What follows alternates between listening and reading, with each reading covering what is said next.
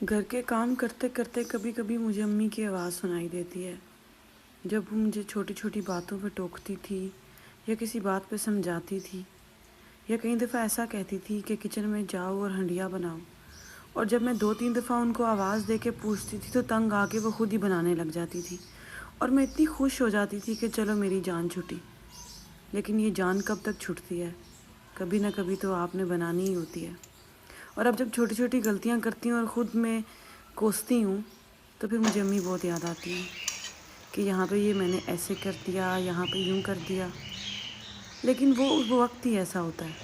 کتنا بھی کچھ کر لو، کچھ بھی ہو جائے،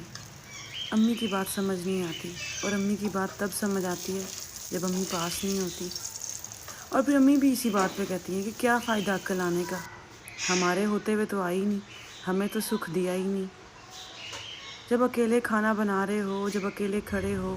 تو کتنی چیزیں ذہن میں آتی ہیں کہ ہائے ہمارا کوئی احساس نہیں کرتا۔ کھانا بھرے گھر کا ہو یا کسی چھوٹے گھر کا، 2 لوگوں کے لیے کھانا بنایا جائے یا 15 لوگوں کے لیے، محنت تو لگتی ہے۔ کبھی کبھار ایسے لگتا ہے کہ جیسے ہم اب امی کی سٹیج پہ آ گئے ہیں، چھوٹی چھوٹی باتیں ہمیں بھی تنگ کرنے لگ جاتی ہیں۔ کبھی کبھی میں تو پنکھا بند کر دیتی ہوں کہ ہائے ساری رات چلتا رہا ہے،